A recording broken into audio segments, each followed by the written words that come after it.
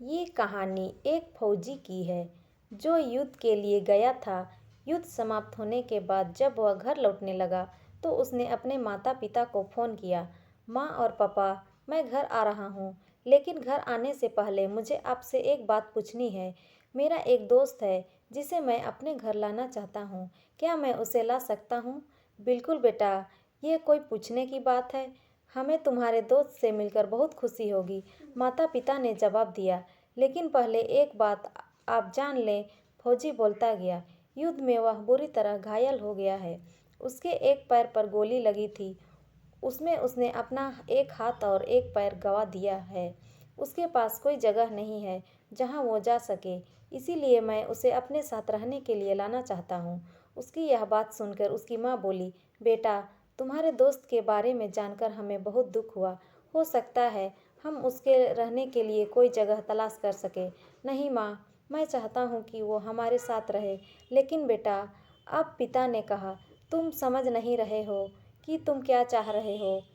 इस तरह का अपाहिज व्यक्ति हमारे लिए कितना बड़ा बोझ होगा। हमारी भी जिंदगी है जीने के लिए, और हम नहीं चाहते कि इस तरह कोई परिस्थिति हमारी ज़िंदगी में दखल दे। मेरे हिसाब से तुम्हें अकेले घर आना चाहिए और अपने दोस्त को वहीं छोड़ देना चाहिए। वह अपनी ज़िंदगी जीने के लिए कोई न कोई रास्ता निकाल ही लेगा।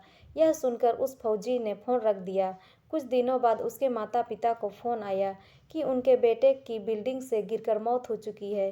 पुलिस के हिसाब से यह आत्महत्या का केस लग रहा था। दुखी माता पिता ने तुरंत ही वहां जाने के लिए फ़्लाइट बुक कराई और वहां पहुंच गए।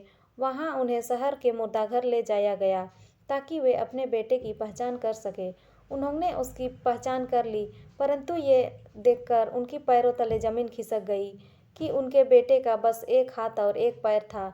दोस्तों, इस तरह कहानी में जो माता पिता हैं, वे हमसे बहुत से लोगों के माता पिता इस तरह के हैं जो अपनी सुविधाओं को सबसे पहले अधिक महत्व देते हैं।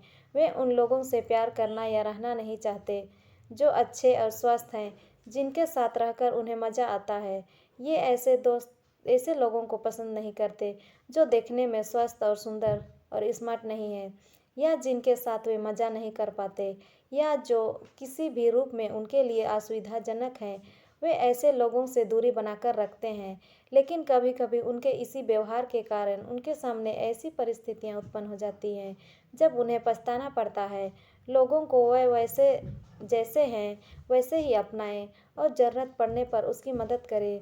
तो दोस्तों, ये कहानी आपको कैसी लगी कमेंट में ज़रूर बताएं, और अच्छी लगी हो तो लाइक और सब्सक्राइब ज़रूर करें।